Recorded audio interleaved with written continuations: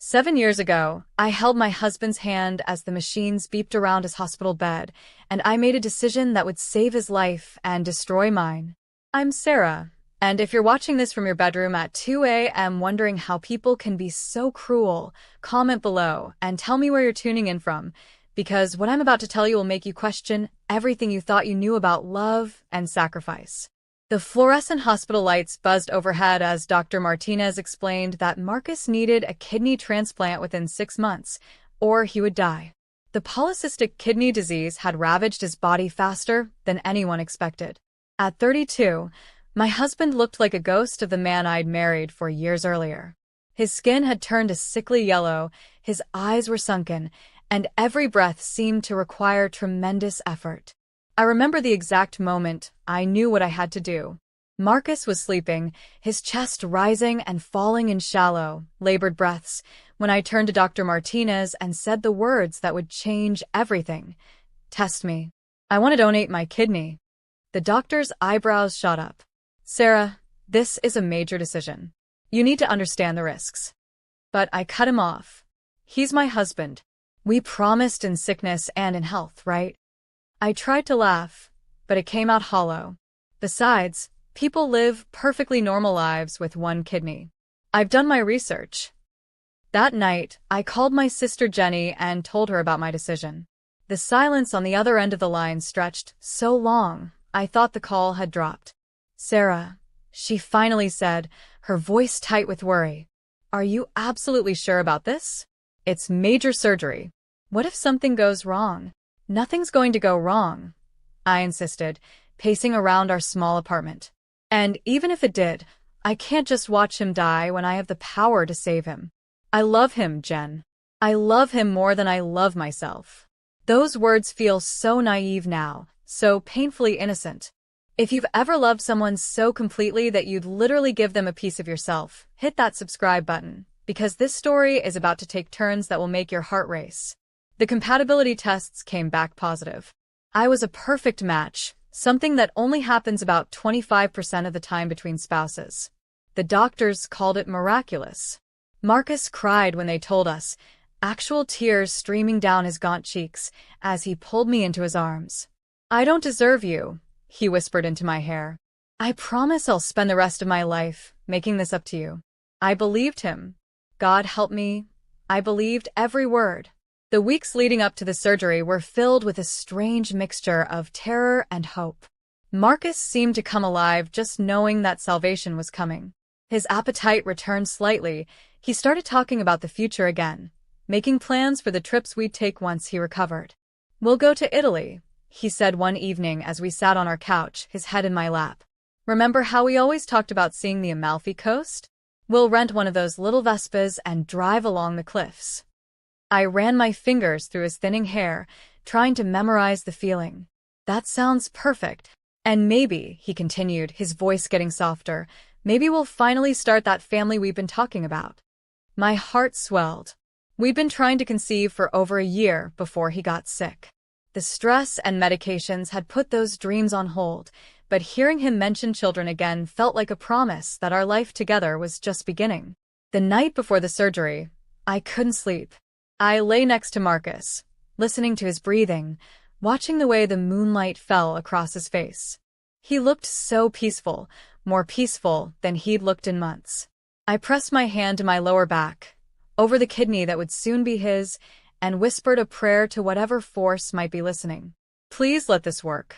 Please let us have our happy ending. At 5 a.m., my alarm went off. We had to be at the hospital by 6:30 for pre-op. Marcus was already awake, staring at the ceiling. Having second thoughts? I asked, trying to keep my voice light. He turned to face me, and I saw something in his eyes that I couldn't quite identify. It was there and gone so quickly that I convinced myself I'd imagined it. Never, he said, but his voice sounded strange. I love you, Sarah. I want you to know that. I love you too, I replied, kissing his forehead. After today, we'll have the rest of our lives to show each other just how much. The pre-op process was a blur of paperwork for insertions and final consultations. My parents drove down from Portland to be there, and seeing my mother's worried face almost broke my resolve. She pulled me aside while Marcus was talking to a surgeon. "Sweetheart, are you absolutely certain about this?" she asked, gripping my hands. "There's no shame in changing your mind." "Mom, I'm sure," I said, though my voice wavered slightly. "This is what wives do. This is what love looks like." She studied my face for a long moment, then nodded. "You're braver than I ever was." The last thing I remember before the anesthesia took hold was the surgeon saying, "See you on the other side, Sarah. You're doing a beautiful thing." When I woke up 6 hours later, the first thing I felt was pain, a deep, aching throb in my left side that made breathing difficult. The second thing I felt was relief when the nurse told me the surgery had been a complete success. "Your kidneys started producing urine immediately in your husband," she said with a smile. "That's the best possible outcome. He's going to make a full recovery." I started crying then, not from pain but from overwhelming joy. I had done it. I had saved the man I loved. The sacrifice had been worth it. But as I lay there in that hospital bed, connected to tubes and monitors, drifting in and out of consciousness from the pain medication, I had no idea that Marcus was already planning to throw away everything I had given him. The first red flag should have been that he didn't visit me until the day after surgery. When he finally wheeled himself into my room, looking remarkably better already, he seemed distant. "How are you feeling?" he asked, but he was looking at his phone instead of at me. "Like I got hit by a truck," I said with a weak laugh. "But seeing you looking so much better makes it worth it." He nodded absently, still scrolling through his phone. "That's good. The doctors say I should be able to go home in a couple days." "We should be able to go home," I corrected gently. "I'll probably be here for another week." "Right," he said, finally looking up at me. "Of course." But something in his eyes had changed. The warmth that had always been there when he looked at me, the love that had sustained me through 4 years of marriage and convinced me to give him my kidney, was gone. I told myself it was the medication. I told myself he was just overwhelmed by everything. I told myself that once we were both home and recovered, things would go back to normal. I was wrong about everything. The next 7 days in the hospital passed in a haze of pain medication and false hope.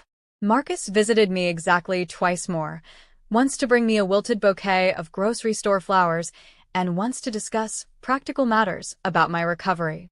Each visit felt more like an obligation than a choice, but I convinced myself that he was just processing the magnitude of what had happened.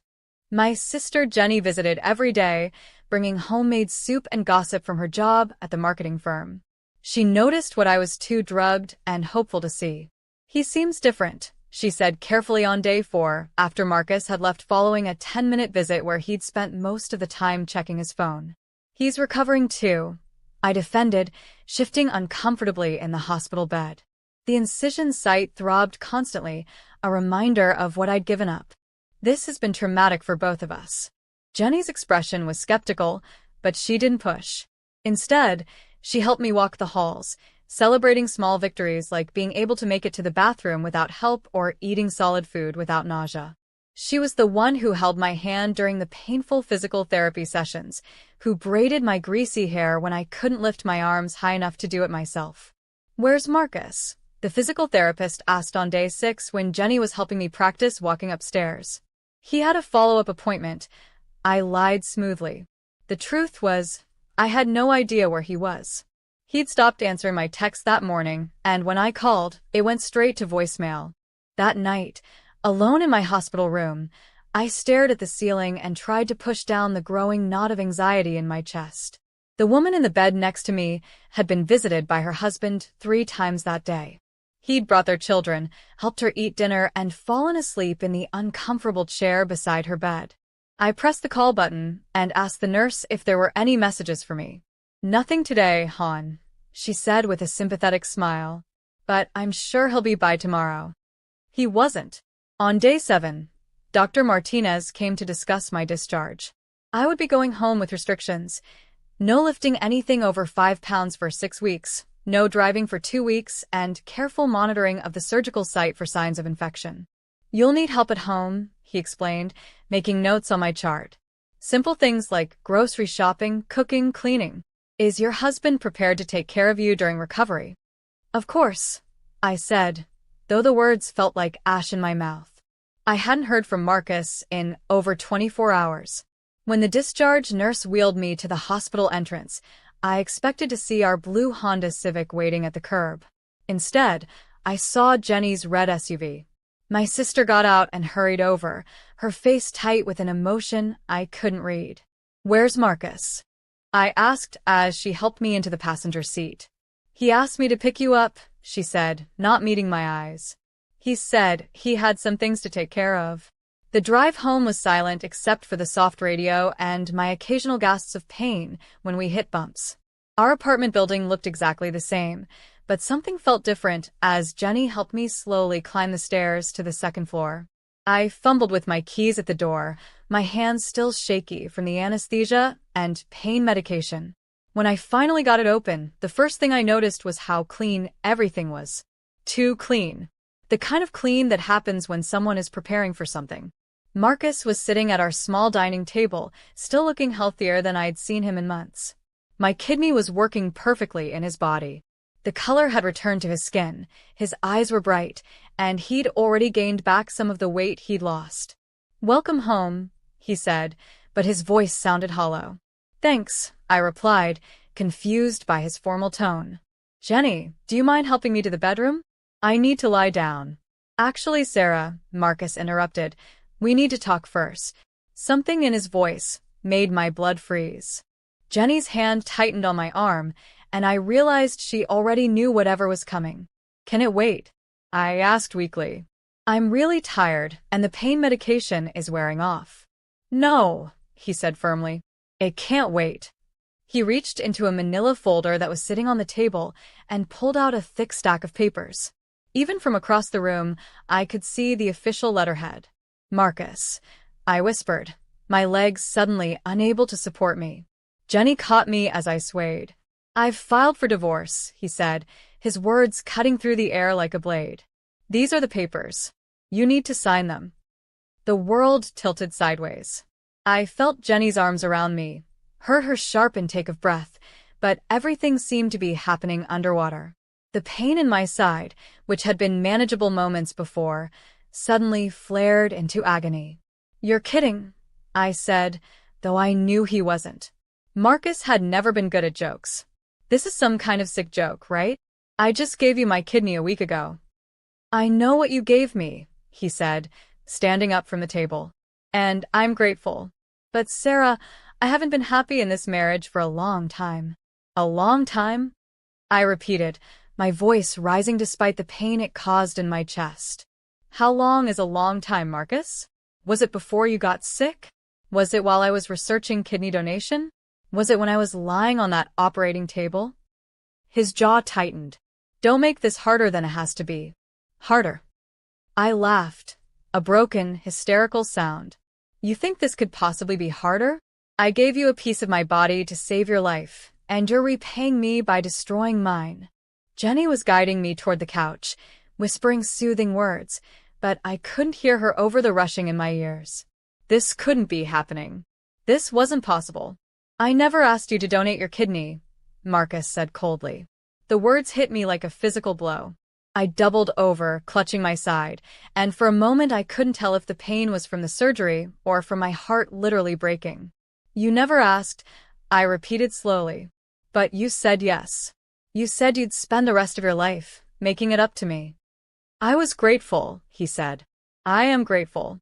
But gratitude isn't love, Sarah. And I can't spend the rest of my life pretending to feel something I don't." "When?" I asked, my voice barely a whisper. "When did you stop loving me?" He was quiet for so long that I thought he might not answer. When he finally spoke, his words destroyed whatever was left of my heart. "I'm not sure I ever did. Not the way you deserve to be loved." If you're still watching this, if you're wondering how a person survives hearing words like that after making the ultimate sacrifice, please hit that like button because what happened next showed me exactly what I was capable of when pushed past my breaking point. Jenny was making angry noises behind me, saying things like, "You bastard," and "How dare you?" But I barely heard her. I was staring at Marcus, this man I had loved with every fiber of my being, this man whose life I had saved with my own body, and I was seeing him clearly for the first time. "There's something else," he said, and I actually laughed at the absurdity of it. "Something else?" I managed. "What else could there possibly be, Marcus? Are you dying again? Do you need my other kidney?" "I'm getting married," he said quietly. "In 3 weeks." The silence that followed was so complete that I could hear the refrigerator humming in the kitchen, the neighbor's television through the thin walls, my own ragged breathing. "Married," I repeated. "To who?" Jenny demanded, her voice sharp with rage. Marcus looked uncomfortable for the first time since I'd walked in. "Her name is Diana. We met at the support group." "The kidney disease support group?" I asked, my voice rising again. "The one I drove you to every Tuesday night while you were sick?" He nodded. "So, while I was at home researching kidney donation, reading about surgical risks, preparing to give you a piece of myself, you were falling in love with someone else?" "It wasn't like that," he said, but his eyes told a different story. "What was it like?" I stood up slowly, ignoring the shooting pain in my side. "Tell me, Marcus. What was it like?" "Sarah, please." "No," I interrupted. "You don't get to please me anymore. You don't get to ask me for anything ever again. You've taken enough." I walked over to the dining table where the divorce papers lay spread out like a death sentence. The legal language blurred together, but I could make out enough to understand that he wanted everything. The apartment, the car, the savings account we'd built together. "You want it all," I said, flipping through the pages. "I just want to be fair." Fair. I turned to face him, and whatever he saw in my expression made him take a step back. "You think there's a fair way to do this? You think there's a reasonable division of assets when one person gave up a vital organ and the other person gave up nothing? The kidney donation was your choice." "Don't you dare," I said, my voice low and dangerous. "Don't you dare stand there with my kidney keeping you alive and tell me it was just my choice." I looked down at the papers again, at his signature already scrawled across the bottom of multiple pages. He had planned this. While I was in the hospital, while I was recovering from surgery to save his life, he had been with lawyers, planning his escape. 3 weeks, I said, looking back at him. "You're getting married in 3 weeks. Sarah, I know this is hard." "Do you?" I interrupted. "Do you know how hard this is? Because I don't think you do. I don't think you have any idea what you've just done." I picked up a pen from the table and signed my name where indicated. Each signature felt like giving away another piece of my soul, but I was too broken to fight. "There," I said, throwing the pen down. "You're free. Free to marry your support group girlfriend with my kidney keeping you alive." Marcus gathered up the papers with hands that shook slightly. "Sarah, I hope someday you'll understand. Get out," I said quietly. "What?" "Get out of my sight. Get out of this apartment. Get out of my life." My voice was getting stronger with each word. "Take your papers and your second chance at life and get away from me before I do something we'll both regret." He hesitated for a moment, maybe seeing something in my eyes that warned him not to push further. Then he grabbed his jacket and the manila folder and headed for the door. "I'll send someone for my things," he said with his hand on the doorknob. "Don't," I replied. "I'll burn them first." After he left, Jenny and I sat in silence for a long time. I could hear her crying, but I felt empty, hollow, like someone had scooped out everything inside me along with my kidney. "Sarah," she finally said, "I'm so sorry." "Don't be," I replied, staring at the spot where Marcus had been standing. "This isn't your fault. What are you going to do?" I was quiet for a moment, feeling something cold and hard settling in my chest where my heart used to be. "I'm going to heal," I said. "And then I'm going to make sure he pays for this." That night, as Jenny helped me into bed and arranged my medications, I made a decision. Marcus wanted to start over, wanted to forget that I existed, wanted to pretend that his new life didn't depend on my sacrifice. But I wasn't going to let him forget. Not now, not ever. The revenge I was planning would make his betrayal look gentle by comparison. 3 days after Marcus served me divorce papers, I was sitting in my lawyer's office with Jenny by my side, learning just how thoroughly I'd been screwed over. Patricia Hawthorne was a shark in a designer suit, recommended by Jenny's friend who'd gone through a nasty divorce the year before. "I'm going to be blunt with you, Sarah," Patricia said, spreading Marcus's papers across her mahogany desk. "This is one of the most one-sided divorce settlements I've ever seen. Did you have legal representation when you signed these?" "I was barely off pain medication," I said, my voice hoarse from crying myself to sleep for 3 straight nights. "He ambushed me the day I got home from the hospital." Patricia's perfectly manicured fingers tapped against the desk. "We can argue duress, but the fact remains that you signed. However, there are a few things that don't add up here." She pointed to a section about assets. "He's claiming sole ownership of your joint savings account, the apartment, and both vehicles." "But Sarah, you said you've been married for years?"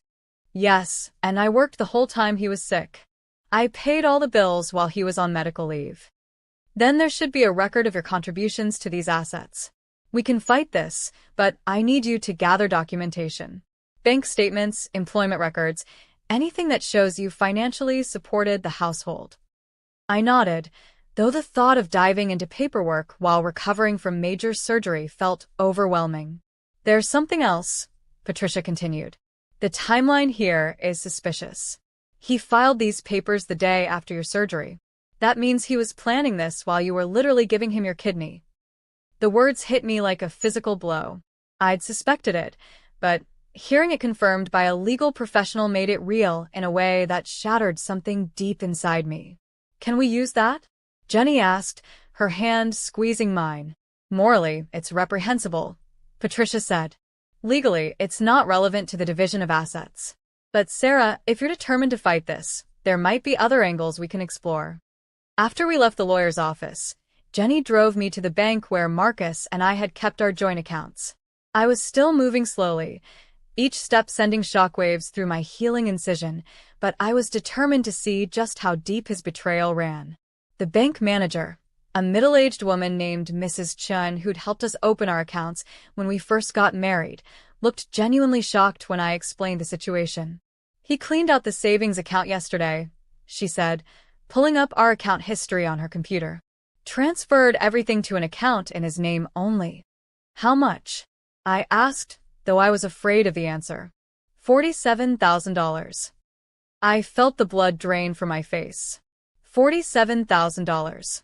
Money I'd saved from my job as a graphic designer, money from my freelance work, money I'd earned while he was too sick to work. Money that was supposed to be our emergency fund, our future, our security. "He can't do that," Jenny said angrily. "That's theft." "Actually," Mrs. Chin said gently, "as a joint account holder, he had legal access to all funds." "I'm very sorry, Sarah." We requested printed statements for the past year, and as I flipped through them, I started to notice patterns I'd been too trusting to see before. Regular withdrawals I didn't remember. Charges to restaurants I'd never been to. Hotel stays during times when Marcus claimed to be at medical appointments.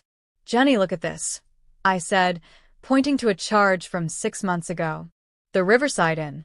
$230. Wasn't that when you were working that big project for the Miller account? You were at the office until like midnight every night that week." I nodded slowly. "He told me he was staying late at dialysis. Said they had him on a new schedule." We spent the next 2 hours going through statements, finding a trail of lies and deception that stretched back almost a year.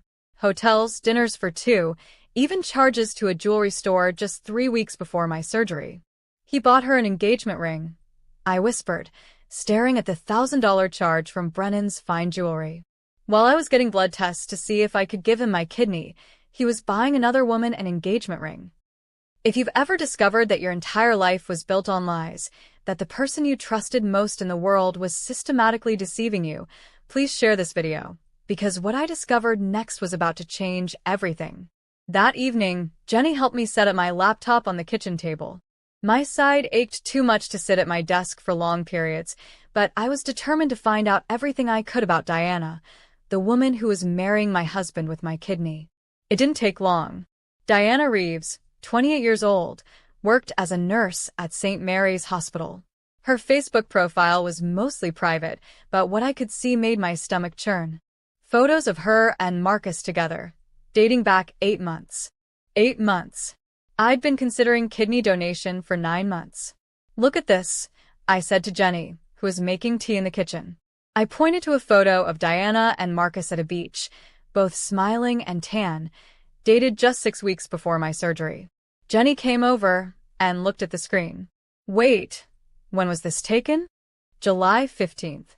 I remember because I was supposed to go to Lisa's wedding that weekend, but Marcus said he was having a bad reaction to his medication and needed me to stay home."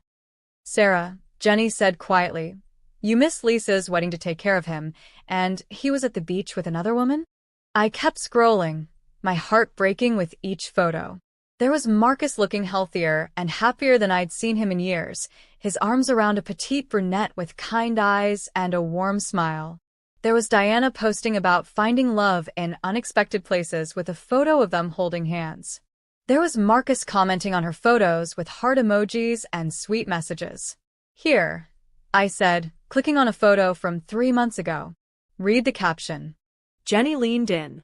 "Spent the most amazing weekend with this incredible man. Can't wait to see what the future holds." 3 months ago, I repeated. That was right after I got cleared for surgery. While I was doing pre-op testing, he was posting about his future with her. I kept digging, creating a timeline of their relationship alongside the timeline of my kidney donation process. Every milestone in my medical journey corresponded with a milestone in their romance. My first consultation with the transplant team matched with their first official photo together. My psychological evaluation appointment lined up with him commenting, "I love you," on one of her posts.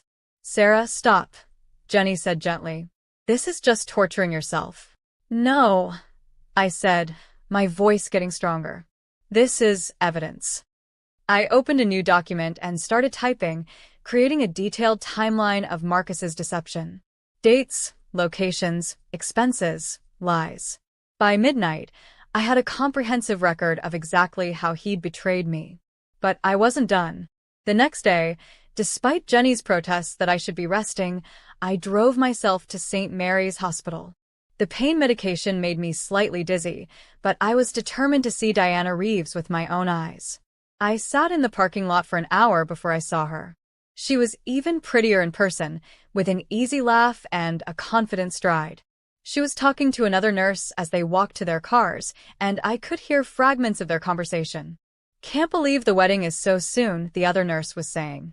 "I know," Diana replied, twirling what looked like an engagement ring around her finger. "It feels like a whirlwind, but when you know, right?" "And he's completely recovered from his kidney problems?" "Oh yes, thank God. The transplant was a complete success.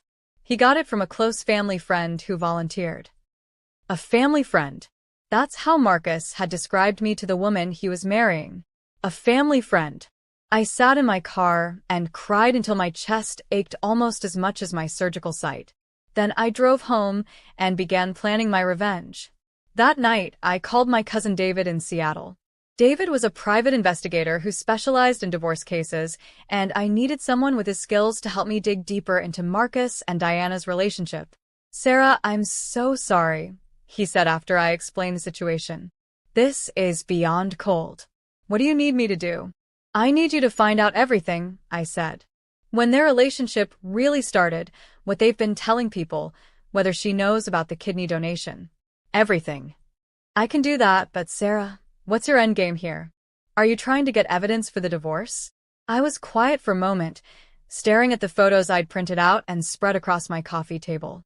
Marcus and Diana laughing together while I was home researching surgical complications. Marcus and Diana kissing while I was getting blood drawn for compatibility testing. "I'm going to their wedding," I said finally. "Sarah, that's not." "I'm going to their wedding," I repeated, "and I'm going to make sure everyone there knows exactly what kind of man Diana is marrying." There was a long pause. "Are you sure about this? Once you go down this road, there's no going back." I looked down at the scar on my side, still pink and tender, still aching with every breath. Marcus would carry my kidney for the rest of his life, but He was willing to forget I ever existed. There's already no going back, David. He made sure of that the moment he chose to destroy me after I saved his life. Okay, he said quietly. I'll help you. And David? I need this done fast. Their wedding is in 2 weeks. After we hung up, I sat in the dark apartment that would soon no longer be mine, surrounded by evidence of the most comprehensive betrayal I could imagine, and I started planning the most important performance of my life. Marcus thought he could discard me like yesterday's newspaper after taking everything I had to give. He thought wrong. The wedding was going to be very different from what he and Diana were expecting. David called me back 3 days later with information that made my blood run cold. I was sitting at my kitchen table, still moving slowly but determined to get my strength back, when my phone rang at exactly 9 a.m. Sarah, you need to sit down for this, he said without preamble. I am sitting down. What did you find? Diana doesn't know about the kidney donation. I felt the world tilt slightly. What do you mean she doesn't know? I mean, Marcus told her he got his kidney from a deceased donor. She has no idea that his wife, his living, breathing wife, donated her kidney to save his life. The magnitude of this deception hit me like a truck. She thinks he's a widower? Worse, David said, his voice grim. He told her he was divorced 2 years ago. She thinks you've been out of the picture for a long time. I had to put the phone down for a moment and just breathe. The level of calculation required for this lie was staggering. Marcus hadn't just betrayed me, he'd erased me completely from his narrative. There's more, David continued when I picked up the phone again. I did some digging into their finances. Want to guess where the money for Diana's engagement ring came from? Our joint savings, I said flatly. Bingo. And the money for their honeymoon to Europe? Also from your joint accounts. Sarah, he's been systematically stealing from you to fund his relationship with her. I closed my eyes and felt that cold, hard thing in my chest grow larger. What else? The wedding is being held at the Magnolia Gardens Resort. Expensive venue, about 300 guests. Diana's parents are paying for most of it, but Marcus contributed $25,000. $25,000. Half of our savings. Money I'd earned through countless late nights and weekend projects, gone to pay for a celebration of betraying me. I need an invitation, I said. Sarah, I really think you should reconsider this. What you're planning could backfire in ways you haven't thought through. David, this man took my kidney and then stole everything else I had while I was recovering from surgery. He's marrying another woman using money he stole from me, and he's told her lies about our marriage that make me sound like ancient history. There is no scenario where I don't make him pay for this. David was quiet for a long moment. Okay, but we do this smart. I have contacts in the catering industry. I can get you into the venue as waitstaff. You'll be practically invisible, and you'll have access to everything. Perfect. But Sarah, whatever you're planning to do, make sure you're prepared for the consequences. Revenge is a dish best served cold, but it can also burn the person serving it. After I hung up with David, I spent the rest of the day researching everything I could about Diana Reeves. Her Instagram, her LinkedIn, her nursing school records that David had somehow accessed. I learned that she was from a small town in Georgia, that her parents owned a hardware store, and that she had a younger brother who was deployed overseas with the Marines. She seemed genuinely nice. Her posts were full of gratitude for her nursing job, photos of her volunteering at a homeless shelter, birthday wishes for friends and family. She didn't deserve what Marcus was doing to her any more than I did. But that didn't mean I was going to protect her from the truth. I also spent time researching Marcus's family and friends, the people who would be at the wedding.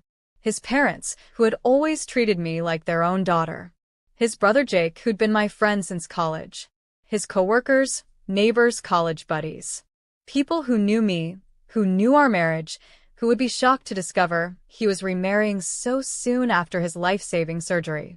If you're wondering how someone finds the strength to plan something like this while recovering from major surgery and processing the deepest betrayal imaginable, please like this video and stick around, because the next part of the story is where everything started coming together. 2 days later, I got a call that changed everything. It was Dr. Martinez, the surgeon who had performed our kidney transplant. Sarah, I hope you don't mind me calling, he said. I wanted to check on how you're healing, but I also wanted to ask you something. Of course, Dr. Martinez. What is it? I received the strangest call yesterday. A woman named Diana Reeves contacted our office asking about kidney transplant procedures. She said her fiancé had received a kidney transplant from our hospital, and she wanted to understand the process better. My heart started pounding. What did you tell her?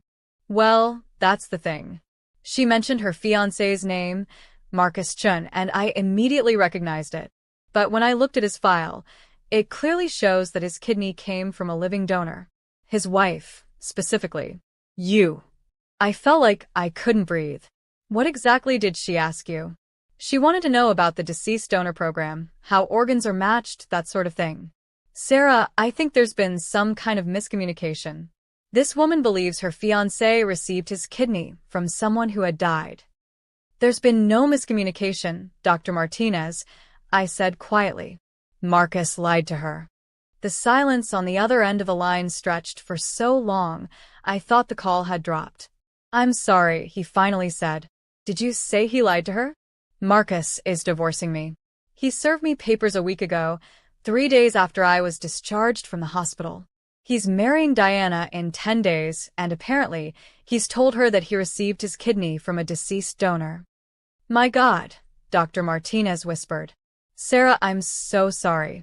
I had no idea. It gets worse, I said, and found myself telling him everything. About the timeline of their relationship, about the money he'd stolen, about discovering that he'd been cheating on me while I was preparing to save his life. This is unconscionable, Dr. Martinez said when I finished. Sarah, I need you to know that what you did was extraordinary. The sacrifice you made, the love you showed, it was beautiful. What he's doing now doesn't diminish that. Thank you, I said, tears streaming down my face. That means more than you know. Is there anything I can do to help? I feel partially responsible for facilitating this situation. I was quiet for a moment, an idea forming in my mind. Actually, Dr. Martinez, there might be something. Name it. Diana called her office because she cares about Marcus and wants to understand what he went through. She deserves to know the truth about who saved his life, about what was really sacrificed for his recovery. I can't violate patient confidentiality, but... He paused. If someone were to ask me directly about the procedure, I would be obligated to provide accurate medical information. I understand completely, I said. Thank you, Dr. Martinez, for everything. After we hung up, I sat in my apartment and felt the final pieces of my plan clicking into place. Diana was asking questions about the kidney transplant, which meant she was thinking about it, maybe even suspicious about some part of Marcus's story. She deserved to know the truth, and I was going to make sure she got it. The next morning, I called Patricia, my lawyer, and asked her to draft a very specific document. Not for the divorce proceedings, but for what I was planning at the wedding. You want me to create what exactly? Patricia asked, confusion evident in her voice. A medical timeline, I said, documenting every step of the kidney donation process, with dates, medical records, and financial documentation showing how I supported Marcus throughout his illness. Sarah, what are you planning to do with this? I'm going to present it to his bride on their wedding day, I said calmly. She has the right to know what kind of man she's marrying. That's actually not illegal, Patricia said slowly. Morally questionable, maybe, but not illegal. All of this information is documented fact. That's what I figured. But Sarah, are you sure this is how you want to handle this? Once you do this, there's no going back. Your relationship with Marcus will be permanently severed. Patricia, I said, touching the scar on my side, my relationship with Marcus was severed the moment he chose to serve me divorce papers after I gave him my kidney. I'm just making sure everyone else knows what he did. 3 days before the wedding, David called with the final details I needed. You're confirmed to work the reception as part of the catering staff, he said. Black pants, white shirt, black vest. They'll provide the vest when you arrive. The wedding starts at 4 p.m., reception immediately following. Perfect. What about access to the bridal suite? The catering staff serves champagne to the bridal party before the ceremony. You'll have about 15 minutes alone with Diana while she's getting ready. That should be enough, I said. Sarah, I need to ask you one more time. Are you absolutely certain about this? What you're about to do is going to destroy multiple people's lives. I thought about Marcus laughing with Diana while I was home researching kidney donor complications. I thought about him buying her an engagement ring with money I'd earned. I thought about him telling her I was just a family friend, erasing 4 years of marriage and a life-saving sacrifice like they'd never happened. He destroyed my life first, I said. I'm just returning the favor. The night before the wedding, I couldn't sleep. I kept rehearsing what I was going to say, how I was going to present the information, what Diana's reaction might be.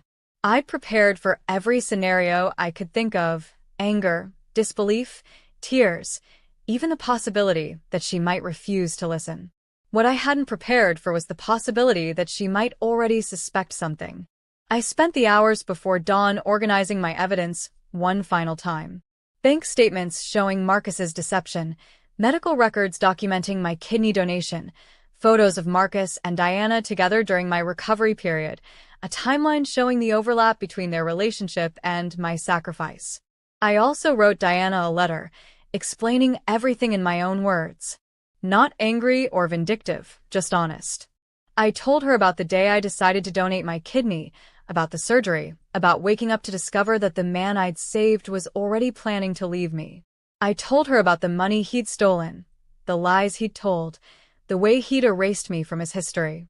Most importantly, I told her that none of this was her fault, but that she deserved to know who she was marrying.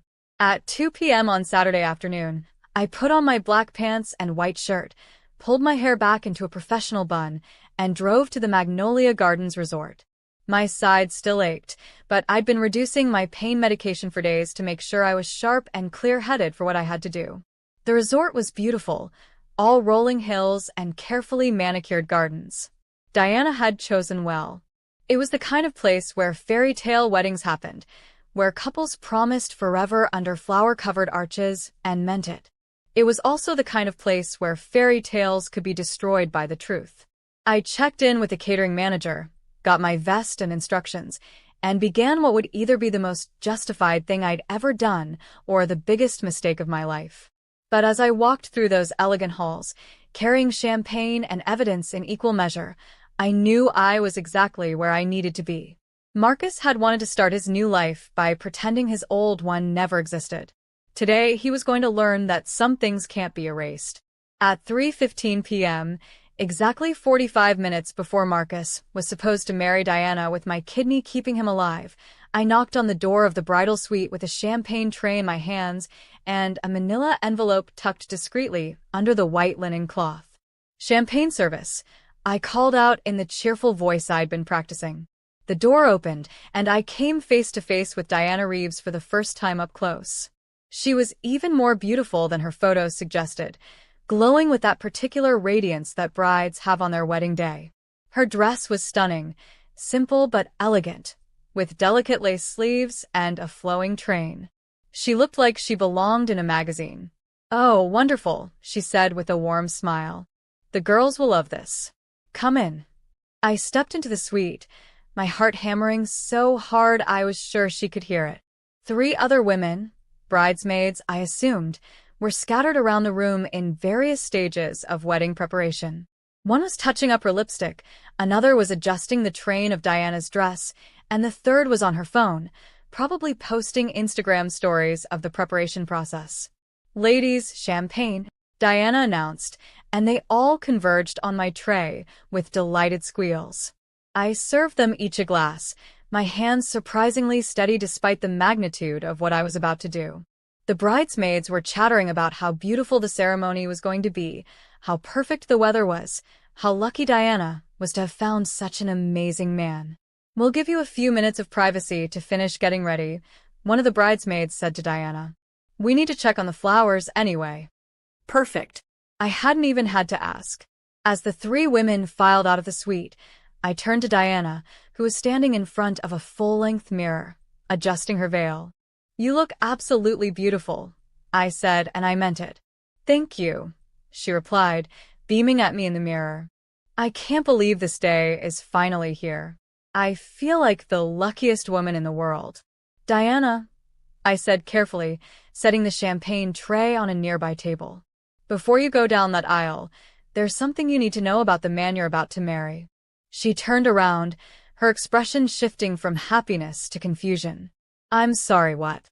My name is Sarah Chen, I said, watching her face carefully. I'm Marcus's wife. The color drained from Diana's face so quickly, I thought she might faint. She gripped the back of a chair for support, her champagne glass slipping from her fingers to shatter on the marble floor. That's impossible, she whispered. Marcus was divorced 2 years ago. His ex-wife, you're supposed to be dead, I suggested gently. Is that what he told you? He said she died in a car accident. That's why he moved here. To start over.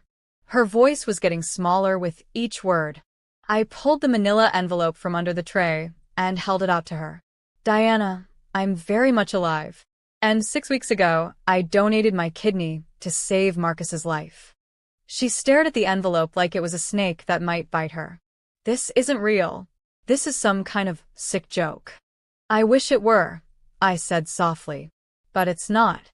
Diana, you seem like a wonderful person, and you deserve to know the truth about who you're about to marry. With shaking hands, she took the envelope and pulled out the documents I'd prepared. The medical records were on top, clearly showing the date of surgery, the donor and recipient names, and the successful outcome. 6 weeks ago, she repeated, reading the date. But that was right after we got engaged. He told me he was visiting his sick aunt in Portland that weekend. He was in the hospital recovering from kidney transplant surgery, I said.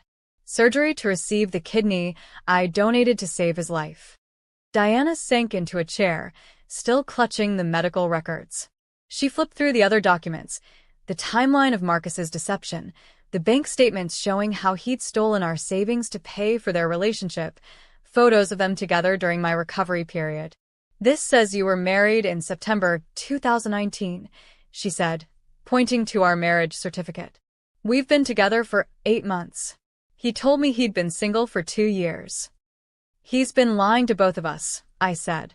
Diana, while I was preparing to give him my kidney, while I was getting blood tests and psychological evaluations and medical clearances, he was falling in love with you. While I was recovering from surgery, he was planning this wedding with money he stole from our joint account. She was crying now, mascara running down her cheeks, her perfect wedding makeup destroyed. But he said he got the kidney from someone who died in a car accident. He said he felt guilty about being happy because someone had to die for him to live. The irony was so bitter I almost laughed. No one had to die, Diana. I volunteered to give him my kidney because I loved him and wanted to save his life. And a week after the surgery, while I was still recovering, he served me divorce papers. Show me, she said suddenly, her voice stronger. Show me proof that this is real. I lifted my shirt slightly, revealing the surgical scar that was still pink and tender. This is where they removed my kidney. It was a perfect match for Marcus. His body accepted it immediately. Diana stared at the scar, then at the documents, then back at me. You're telling me that Marcus has your kidney inside him right now? Yes. And he'll have it for the rest of his life. Every day he lives, every breath he takes, every beat of his heart is because I gave him a piece of myself. And he left you for me, she said quietly. He left me for you using money he stole from me, while lying to you about who I was and where his kidney came from. Diana stood up abruptly and walked to the window that overlooked the garden where her wedding ceremony was about to take place. I could see guests starting to take their seats, Marcus's family and friends mixing with Diana's. People who had no idea what was about to happen. My parents spent their entire savings on this wedding, she said, not turning around. 300 people are sitting out there. I have a dress that costs more than my car. My brother flew home from Afghanistan for this. I'm sorry, I said, and I meant it. But Diana, would you rather marry a man who's capable of this level of deception, or would you rather know the truth now, before you legally bind yourself to him? She was quiet for a long time, staring out at the garden. When she finally turned around, her face had changed. The soft, bridal glow was gone, replaced by something harder and more determined. "What kind of man lies about something like this?" she asked. "The kind of man who takes a life-saving gift and throws it away for something newer and more exciting," I said. "The kind of man who erases his wife's existence rather than face what he's done." "Does he know you're here?" No. "He has no idea." Diana walked over to her phone and picked it up. For a moment, I thought she was going to call Marcus, and I prepared myself for the possibility that she might choose him anyway, might decide that my presence was the problem rather than his lies. Instead, she called someone else. "Daddy," she said, her voice shaking. "I need you to come up to the bridal suite right now. And bring Mama." While we waited for her parents, Diana continued reading through the documents I'd brought. She studied the timeline with particular intensity, cross-referencing dates with her own memories. "4th of July weekend," she said suddenly. "He told me he couldn't go to my family's barbecue because he wasn't feeling well. According to this, that was when you were doing your final pre-surgery medical clearance." Yes. I remember that weekend. I was nervous about the surgery, and he kept saying how grateful he was, how he was going to spend the rest of his life making it up to me.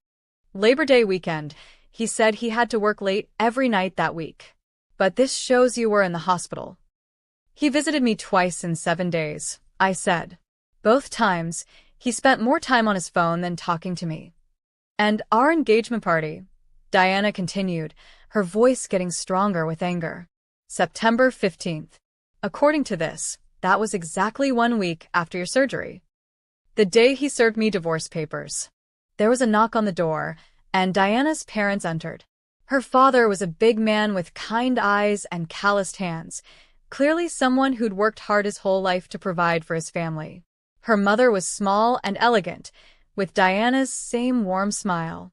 "Sweetheart, what's wrong?" her mother asked, immediately noticing Diana's tear-streaked face. "Are you having cold feet?" "That's perfectly normal." "Mama, Daddy, I need you to meet someone," Diana said, her voice surprisingly calm. "This is Sarah Chin. She's Marcus's wife." The silence in the room was deafening. Diana's father looked confused, her mother looked shocked, and I felt like the worst person in the world for being the one to destroy this family's happiness. "That's not possible," Diana's mother said finally. "Marcus was widowed." "No, Mama," Diana interrupted. "He wasn't. He's been lying to all of us." Diana handed her parents the documents, and I watched their expressions change as they read. Her father's face grew darker with each page, while her mother pressed her hand to her mouth in horror. "This says she donated her kidney to him 6 weeks ago," her father said, his voice low and dangerous. "And he served her divorce papers a week later," Diana added. Diana's father looked at me with something that might have been respect. "Miss, I don't know why you're here or what you hope to accomplish, but I want you to know that this is not your fault." "I'm here because Diana deserves to know who she's about to marry," I said. "She deserves to make an informed decision about her future." 300 people are out there," Diana's mother said weakly. "The flowers, the food, the photographer. All of which can be cancelled or postponed," Diana's father said firmly. "The question is, what do you want to do, sweetheart?" Diana looked out the window again at the guests taking their seats, at Marcus standing at the altar in his perfectly tailored tuxedo, waiting for his bride. He looked happy and confident, like a man who'd successfully buried his past and was ready to embrace his future. "I want to confront him," she said quietly. "I want to look him in the eye and ask him to explain this." "Diana," I said carefully, "are you sure? Once you do this, there's no going back." She turned to me with fire in her eyes. "Sarah, you gave this man a piece of your body to save his life, and he repaid you by destroying yours. I've been dating him for 8 months, planning a future with him, and he's been lying to me about everything. There's already no going back." She looked at her parents, then back at me. "But I'm not going to embarrass my family by making a scene in front of all these people. I'm going to handle this with dignity." Diana walked over to her dressing table and picked up a piece of paper and a pen. She wrote for several minutes, then folded the note and handed it to me. "Would you please give this to Marcus?" she asked. Tell him the bride would like to see him in the garden gazebo before the ceremony begins. I took the note, knowing that whatever she'd written was about to change Marcus's life forever. What are you going to tell him? I asked. Diana smiled, but it wasn't the warm, happy smile I'd seen when I first walked into the room. It was cold and sharp and full of righteous fury.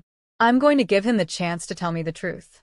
And then I'm going to decide whether the man I fell in love with ever really existed, or if he was just another one of Marcus's lies. As I left the bridal suite to deliver Diana's message, I realized that my plan for revenge was evolving into something much bigger. This wasn't just about making Marcus pay for what he'd done to me anymore. This was about two women refusing to be victims of the same man's deception. And Marcus was about to learn that some betrayals have consequences he never saw coming. I found Marcus near the altar, adjusting his tie and chatting with his best man, his brother Jake, who had been one of my closest friends before Marcus's illness consumed our lives. Jake looked happy and relaxed, probably making small talk about how beautiful the venue was, how lucky Marcus was, how excited he was to have a new sister-in-law. If only he knew the truth. "Excuse me," I said, approaching them with Diana's note in my hand. I kept my voice professional, playing my role as a member of the catering staff. The bride asked me to give this to the groom. Marcus turned toward me, and our eyes met for the first time since that terrible day in our apartment. For a split second, I saw shock flicker across his face. He recognized me despite my server's uniform and the professional bun I'd pulled my hair into. But he recovered quickly, taking the note without acknowledging that he knew who I was. "Thank you," he said curtly, unfolding Diana's message. I watched his face as he read, saw his expression shift from confusion to alarm to something that looked like panic. His hand tightened on the paper, crumpling it slightly. "Everything okay?" Jake asked, noticing Marcus's change in demeanor. "Fine," Marcus said quickly, shoving the note into his pocket.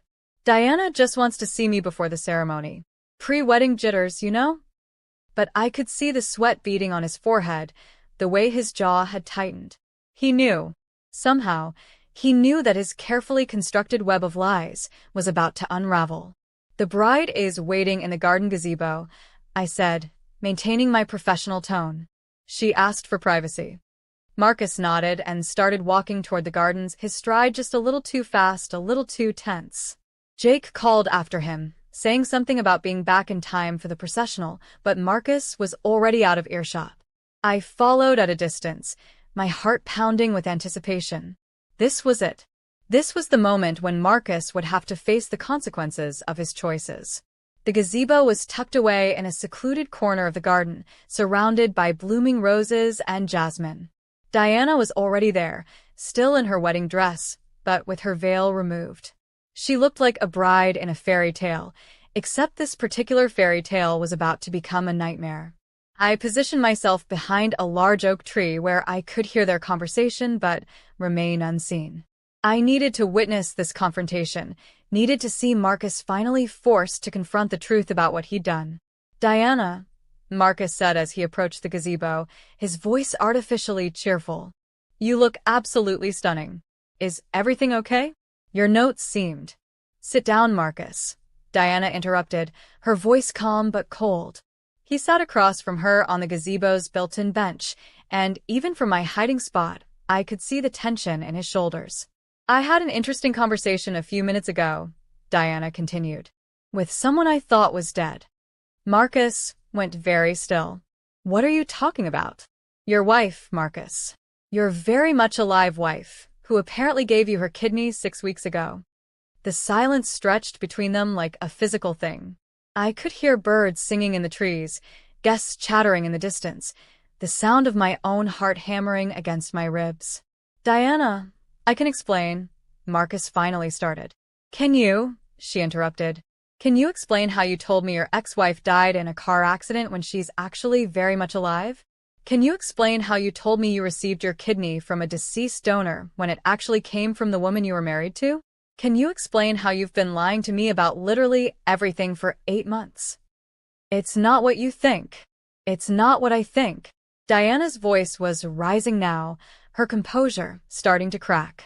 "Marcus, I've seen the medical records. I've seen the bank statements showing how you stole money from your joint account to pay for our dates. I've seen photos of us together from when she was recovering from surgery to save your life. Marcus was quiet for a long moment. When he finally spoke, his voice was different. Harder, more calculated. Okay, yes, Sarah is alive.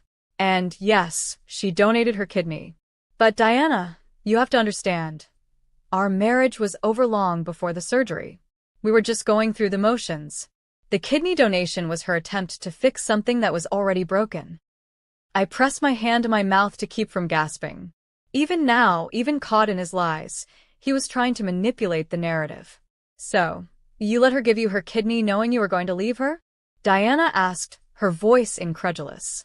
I didn't know what else to do. If I had refused the kidney, I would have died. I had to think about my future, about the possibility of finding real love. Real love, Diana repeated slowly, as opposed to the fake love of the woman who is willing to undergo major surgery to save your life? Sarah and I were never right for each other. What we had was obligation, not love. What you and I have is different. It's real. I wanted to scream. Even now, Marcus was trying to rewrite history, to make our 4-year marriage sound like a mistake instead of the genuine partnership it had been. When did our relationship start, Marcus? Diana asked. And don't lie to me again. I've seen the timeline. Marcus was quiet for so long I thought he might not answer. 10 months ago, he finally admitted. 10 months ago. While you were married. While your wife was researching kidney donation to save your life. Diana, please try to understand. I was sick, I was scared, and you showed me what real love could look like. You gave me hope for a future I thought I'd never have. I gave you hope by being someone to cheat on your wife with. It wasn't cheating. Not really. My marriage to Sarah was already over in everything but paperwork. I bit my lip so hard I tasted blood. Not really cheating. Our marriage was already over. The revisionist history he was creating was breathtaking in its audacity. And the money, Marcus? How do you explain stealing $50,000 from your joint accounts to fund our relationship? I never stole anything. That money was as much mine as it was hers. Money she earned while you were too sick to work. Money she saved while taking care of you. I was going to pay it back once the divorce was finalized. With what money, Marcus? You haven't worked in over a year. I could hear the desperation creeping into his voice as Diana systematically destroyed each of his justifications. Diana, listen to me, he said, and I could picture him reaching for her hands the way he used to reach for mine when he wanted to convince me of something. What matters is us. What matters is our future together. Sarah is the past. You are my future. Sarah is the past. Diana's voice was getting dangerous now. Sarah is literally a part of you, Marcus. Her kidney is keeping you alive right now. Every day you live is because of her sacrifice, and you want to pretend she doesn't exist. That's not how I see it. How do you see it, Marcus? How do you justify what you've done? Another long silence. I found myself holding my breath, waiting to see what excuse he would come up with next. I see it as a chance for both of us to start over, he said finally. Sarah will move on, she'll find someone else, and we'll build the life we were meant to have together. Start over, Diana repeated, based on lies, built on betrayal, funded with stolen money. Not lies, Marcus said desperately. Just simplifications. I didn't want to burden you with the complications of my past. Complications like being married, like your wife donating her kidney to save your life. Diana, please. I love you. I've never loved anyone the way I love you. Have you ever loved anyone, Marcus? Because a man who loves doesn't do what you've done. I heard footsteps on the gravel path and realized Diana was standing up. Where are you going? Marcus asked, panic clear in his voice. I'm going to tell 300 people that there isn't going to be a wedding today, Diana said, her voice steady despite everything. And then I'm going to figure out how to rebuild my life around the truth instead of the lies you've been feeding me. Diana, wait. Please. We can work through this. We can start fresh. No more secrets, no more lies. Start fresh. Diana laughed, but there was no humor in it. Marcus, you're wearing my kidney donor's organ. You used her money to buy my engagement ring. You built our entire relationship on deception. There is no fresh start from something like this. I'll do anything, Marcus said, and I could hear him following her as she left the gazebo. I'll make it right. I'll pay Sarah back. I'll tell everyone the truth. Just don't call off the wedding. You'll tell everyone the truth? Diana stopped walking. Everyone? Your parents who think you've been divorced for 2 years? Your friends who believe you got your kidney from a deceased donor? My parents who spent their life savings on a wedding to a man who doesn't exist. I'll tell them whatever you want me to tell them. I want you to tell them who you really are, Marcus. I want you to tell them that you're the kind of man who takes a life-saving gift and repays it with betrayal. I want you to tell them that you stole money from your wife while she was recovering from surgery to save your life. I want you to tell them that everything you've said about your past is a lie. Diana. No, Marcus. I'm done listening to you. I spent 8 months falling in love with someone who doesn't exist. I'm not going to spend the rest of my life married to him. I watched from my hiding place as Diana walked back toward the main reception area, her wedding dress trailing behind her like a banner of righteous fury. Marcus followed for a few steps, then stopped, probably realizing that there was nothing left to say. As I crept back through the garden toward the catering area, I felt a strange mixture of satisfaction and sadness. Marcus was finally facing consequences for his actions, but I couldn't help feeling sorry for Diana. She didn't deserve to have her wedding day destroyed any more than I deserved to have my marriage destroyed. But sometimes the truth is more important than protecting people from pain. And sometimes, the only way to stop a pattern of destruction is to expose it completely. Marcus had spent months building his new life on a foundation of lies. Today, that foundation was crumbling, and he had no one to blame but himself. The revenge I had planned was working better than I could have imagined. But as I would soon discover, the day was far from over, and Marcus had one more devastating surprise in store. What happened next was like watching a controlled demolition in slow motion. Diana walked back toward the reception area with a kind of calm determination that only comes from absolute certainty, and I followed at a distance, still playing my role as catering staff, but desperate to see how this would unfold. The first person Diana encountered was her maid of honor, Rebecca, who was frantically looking for her. Diana, thank God. We've been looking everywhere for you. The ceremony is supposed to start in 10 minutes, and Rebecca stopped mid-sentence when she saw Diana's tear-streaked face and disheveled appearance. Honey, what happened? You look like you've seen a ghost. In a way, I have, Diana said quietly. Rebecca, I need you to gather the bridesmaids. And then I need you to find the wedding coordinator. There isn't going to be a ceremony today. Rebecca's mouth fell open. What do you mean there isn't going to be a ceremony? Diana, are you having a panic attack? Let's get you some water. You're probably just... I'm not having a panic attack, Diana interrupted. I'm canceling my wedding because I just discovered that my fiancé has been lying to me about literally everything for the past 8 months. I positioned myself near the entrance to the main reception hall, arranging and rearranging champagne glasses to look busy while I listened to Diana explain the situation to her bridesmaids. Their reactions ranged from shock to disbelief to fury on Diana's behalf. He's still married, one of them gasped. His wife donated her kidney to him 6 weeks ago, Diana said, her voice getting stronger with each telling. And a week later, he served her divorce papers so he could marry me. If you're wondering how it feels to watch your revenge plan exceed your wildest expectations, make sure to stick around until the end of this story, because what happened next was beyond anything I could have orchestrated myself. The wedding coordinator, a meticulously organized woman named Mrs. Patterson, appeared at Diana's side looking frazzled. Ms. Reeves, we need to get you lined up for the processional. The musicians are ready, the guests are seated, and... Mrs. Patterson, Diana said calmly, I need you to make an announcement to the guests. Tell them that due to unforeseen circumstances, the ceremony has been postponed indefinitely. Mrs. Patterson's face went white. Postponed? Ms. Reeves, there are 300 people out there. The flowers, the photographer, the catering. I understand the logistics are complicated, Diana said. But the alternative is a wedding ceremony based on lies, and I'm not willing to do that. While Mrs. Patterson hurried off to deal with the practical nightmare of canceling a wedding in progress, I watched Diana's father approach.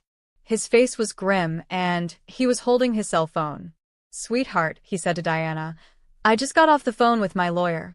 If even half of what you told us is true, there may be legal ramifications to this situation." "What kind of legal ramifications?" Diana asked. "Marriage fraud, for one thing. If Marcus obtained a marriage license while still legally married to someone else, that's bigamy in some jurisdictions.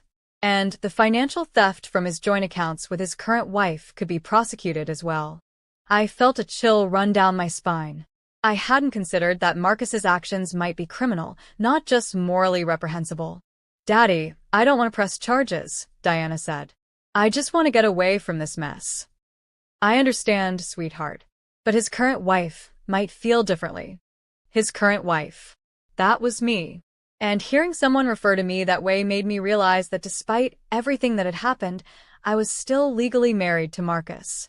The divorce papers I'd signed were meaningless until they were filed and approved by a court.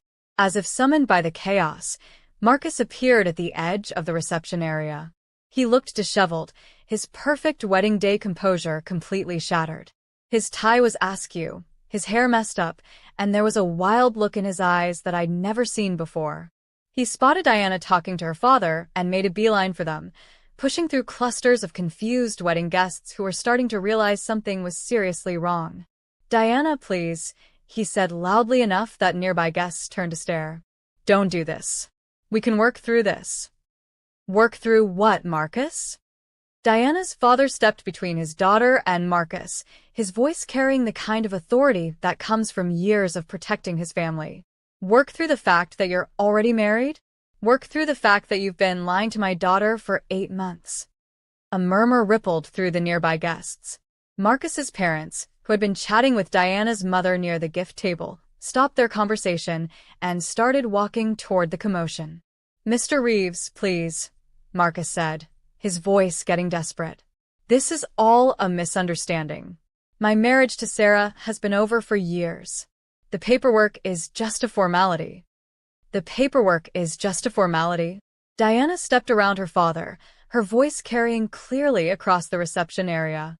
"Marcus, you're legally married. Right now. Today." At this moment, you were planning to commit bigamy." More guests were gathering now, drawn by the raised voices and obvious conflict. I recognized Marcus's brother Jake, his parents, several of his co-workers. People who knew me, who had been to our wedding, who had visited Marcus during his illness. "Sarah?" Jake said, squinting in my direction. "Sarah, is that you?" My cover was blown. There was no point in pretending to be catering staff anymore. I walked over to the group, my server's vest suddenly feeling like a costume I no longer needed. "Hello, Jake," I said quietly. The recognition on his face shifted quickly to confusion, then to something that looked like horror as he processed what my presence here meant. "But Marcus said you two were divorced," Jake said slowly. "He said it happened 2 years ago."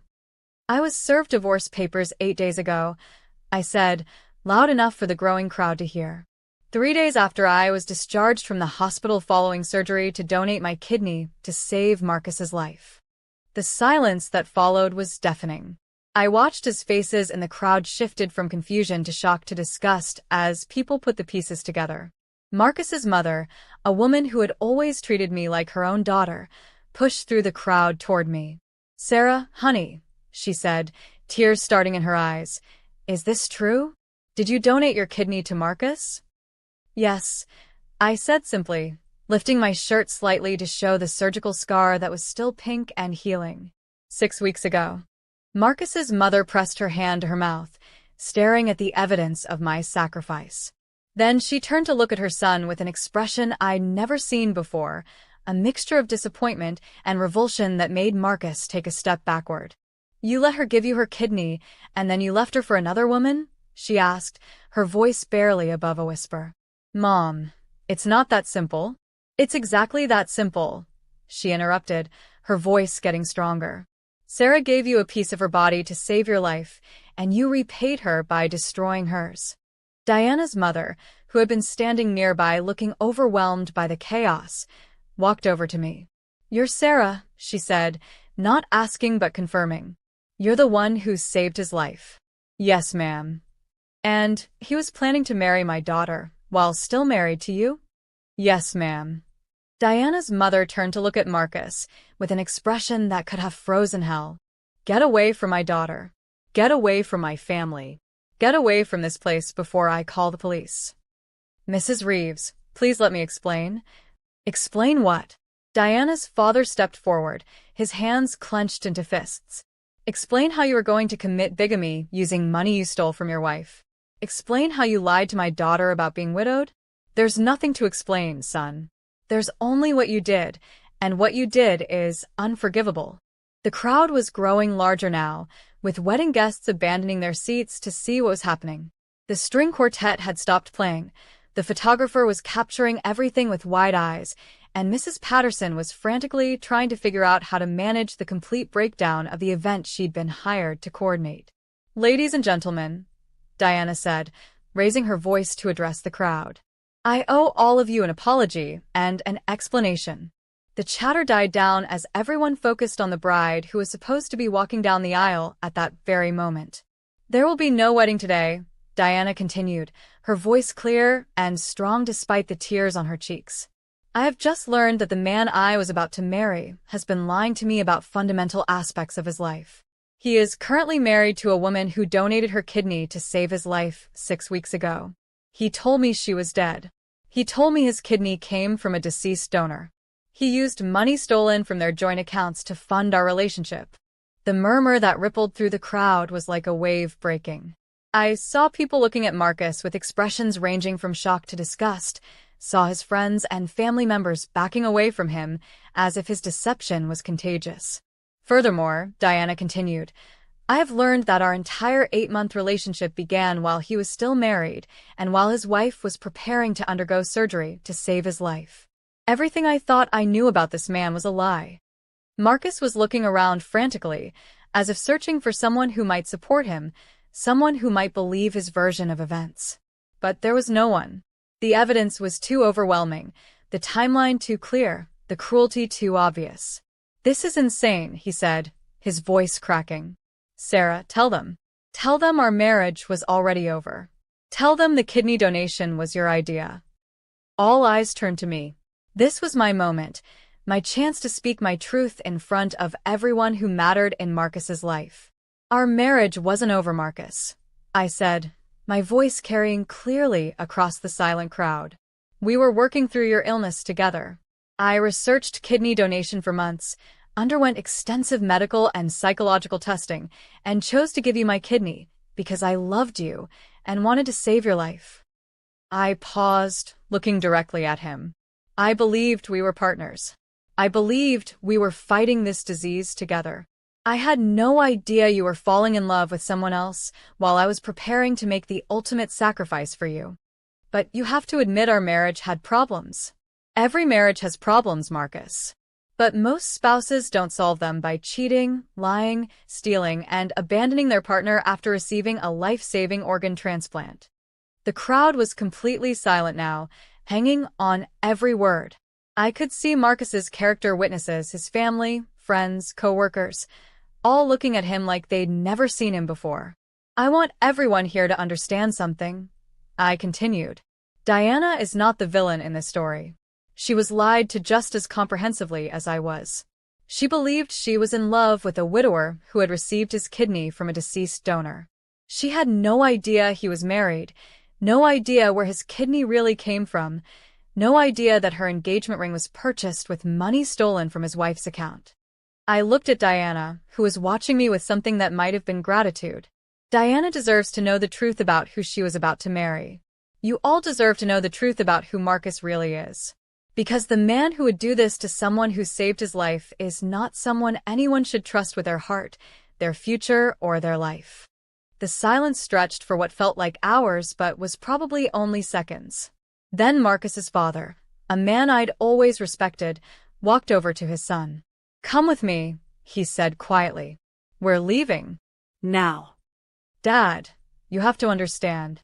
I understand perfectly, his father said, his voice heavy with disappointment. I understand that you've become someone I don't recognize. Someone I'm ashamed to call my son. As Marcus's parents began escorting him away from the reception area, the crowd started to disperse.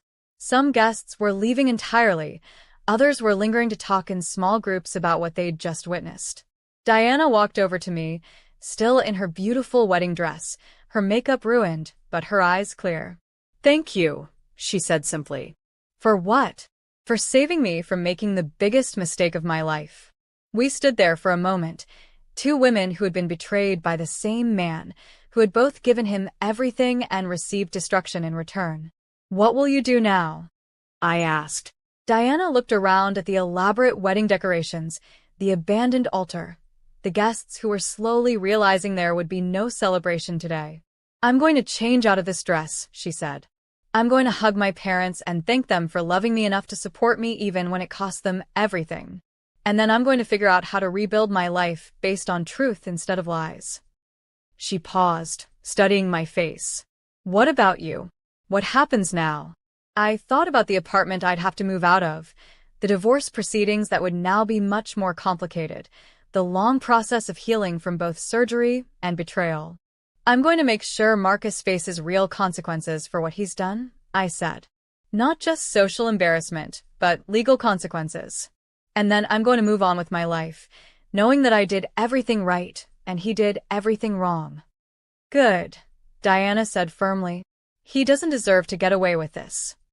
As the wedding guests continued to disperse and the vendors began the surreal process of cleaning up a celebration that never happened, I felt something I hadn't expected to feel: peace. Marcus had wanted to erase me from his story, to pretend I never existed, so he could start fresh with someone new. Instead, his deception had been exposed in the most public, humiliating way possible. Everyone who mattered in his life now knew exactly what kind of man he really was. The revenge I had planned was complete. But more importantly, two women had refused to be victims of the same man's lies. And sometimes that's the best kind of justice there is. 3 days after the wedding that never happened, I was sitting in Patricia's law office, signing papers that would ensure Marcus paid for his betrayal in ways he never imagined. The humiliation of having his lies exposed in front of 300 people was just the beginning. "I've filed motions to freeze all marital assets," Patricia explained, spreading documents across her desk.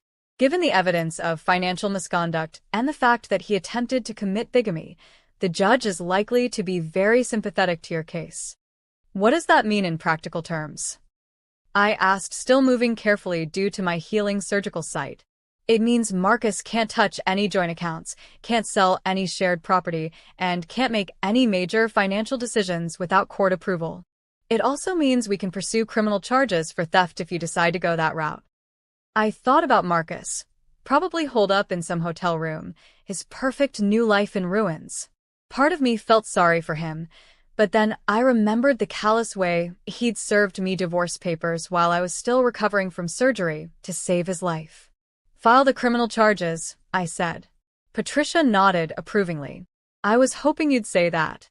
Men like Marcus only understand consequences when they're forced to face them." My phone buzzed with a text from Jenny. "Have you seen the news?" I looked at Patricia questioningly, and she gestured for me to check my phone.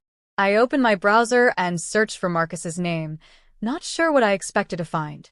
The headline made my breath catch: "Local man abandons wife after life-saving kidney donation, attempts bigamy." The story had gone viral. "Oh my God," I whispered, reading the article.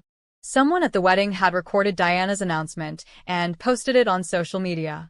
From there, it had been picked up by local news, then national news, then international outlets. Marcus Chen had become the face of betrayal, and the entire world was watching. "This is bigger than I ever imagined," I said to Patricia. "Good," she replied firmly. "Let the whole world see what kind of man abandons his wife after she saves his life. Maybe it will prevent him from doing this to someone else." The article included photos from the wedding, interviews with shocked guests, and a detailed timeline of Marcus's deception. It also included a statement from Dr. Martinez confirming the kidney donation and expressing his disappointment in Marcus's behavior. My phone started ringing constantly, reporters wanting interviews, friends and family checking on me, even strangers offering support. I turned it off and tried to process the magnitude of what was happening. "Sarah," Patricia said gently, "you need to be prepared for this to get overwhelming. Your story has touched a nerve with people. Everyone who's ever been betrayed, everyone who's ever been taken advantage of, is living vicariously through what you did." She was right. Over the next week, I received hundreds of messages from people sharing their own stories of betrayal, thanking me for speaking up, calling me brave for exposing Marcus's lies. But the message that mattered most came from an unexpected source. Diana called me a week after the failed wedding. "Sarah, I hope you don't mind me calling," she said. "I got your number from the hospital. Dr. Martinez thought we should talk." "Of course, Diana. How are you holding up?" "Better than I expected, actually. It turns out that discovering your fiancé is a sociopath before the wedding is much better than discovering it after." I laughed despite everything. "That's one way to look at it. I wanted you to know that I've been contacted by several journalists wanting my side of the story," Diana continued. "I've been thinking about doing an interview, but I wanted to make sure you were okay with that first." "Why would you need my permission?" "Because this is your story, too. You're the one who made the real sacrifice. You're the one who was truly betrayed. I was just the other woman, even if I didn't know it." Her thoughtfulness touched me deeply. "Diana, tell your story. The world needs to hear from both of us. It needs to understand that Marcus didn't just destroy one woman's life. He was actively working to destroy two." "There's something else," Diana said. "I've been thinking about what you said at the wedding about Marcus facing real consequences. I want to help with that." "What do you mean?" "I mean I have evidence too. Text messages where he lied about his past, receipts from dates he paid for with your money, even a recording of him telling me his ex-wife died in a car accident." I felt a surge of hope. "Diana, that evidence could be crucial for the criminal case." "Then it's yours. I'm not going to let him get away with what he did to either of us." 2 days later, Diana and I appeared together on Good Morning America. Sitting side by side, we told our stories with clarity and dignity, explaining how one man's deception had nearly destroyed two women's lives. The interviewer asked the question everyone wanted answered. "Sarah, do you regret donating your kidney?" I thought carefully before responding. "I regret that I donated it to someone who is unworthy of the sacrifice. But I don't regret the act itself. Organ donation saves lives, and I would encourage anyone who's medically able to consider it. I just hope people will be more careful about who they choose to save." The interview sparked even more conversation about organ donation, about marriage fraud, about the importance of standing up to betrayal. But more importantly, it showed the world that Diana and I were not victims. We were women who had refused to be destroyed by the same man's lies. Marcus, meanwhile, had gone into hiding. According to news reports, he'd lost his job when the story went viral, his parents had disowned him, and he was facing both civil and criminal charges. But the most satisfying consequence came 3 weeks after the failed wedding. I was at home, finally feeling strong enough to return to work, when Patricia called with news that made me smile for the first time in weeks. "Marcus wants to settle," she said. "He's offering to give you everything, the apartment, the car, all the money he took, plus additional compensation for emotional distress." "How much additional compensation?" $200,000. Plus he'll pay all your legal fees and medical expenses related to the kidney donation." I was quiet for a moment, thinking about what this meant.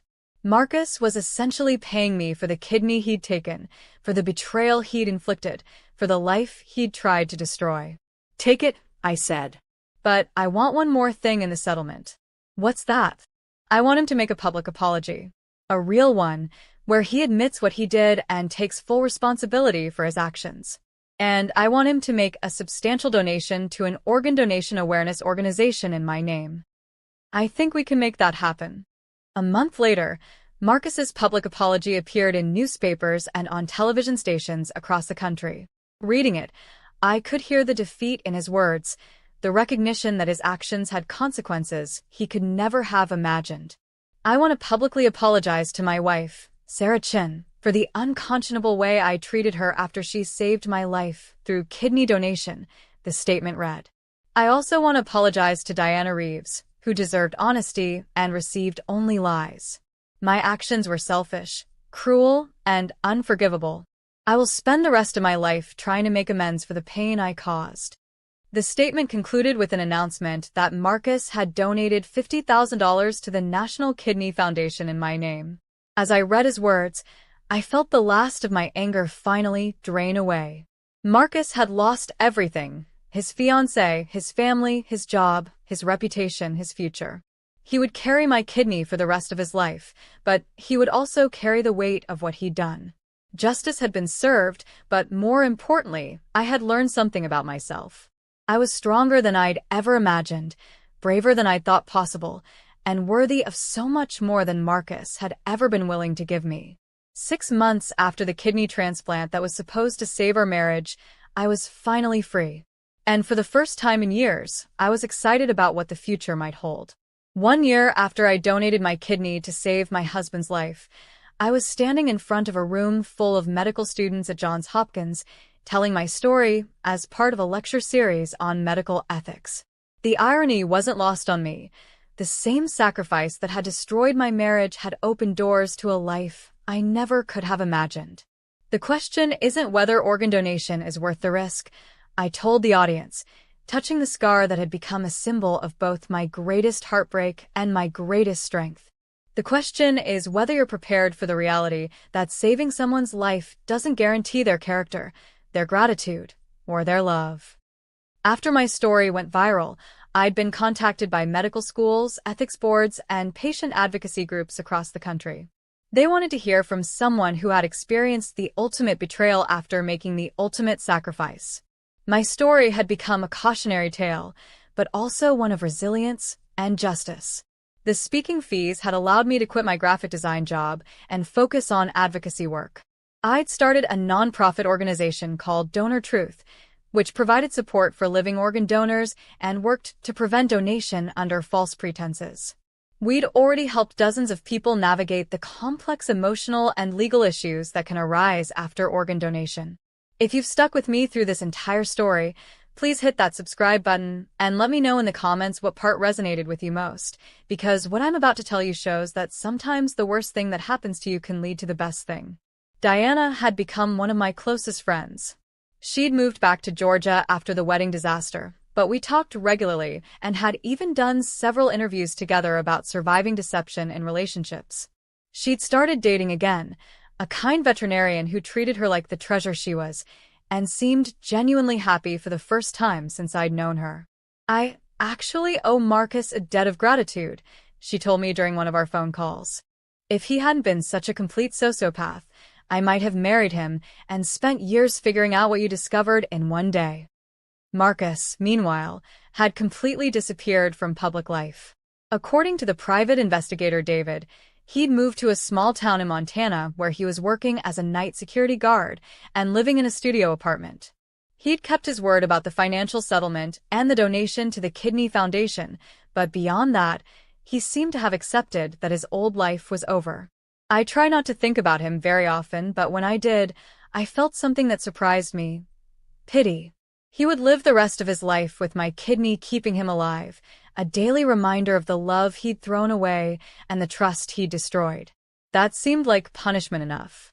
The real surprise in my new life was Dr. Martinez. 3 months after Marcus's public downfall, he'd called to check on my recovery and ended up asking me to dinner. I'd said yes, though I wasn't sure why. I certainly wasn't ready to trust another man with my heart. But Miguel was different from Marcus in every way that mattered. He was honest about his past, including a divorce 5 years earlier that had ended amicably when he and his ex-wife realized they wanted different things from life.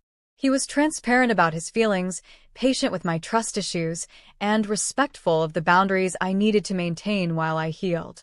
"I need you to understand something," I told him on our 3rd date, as we walked along the harbor in the warm September evening.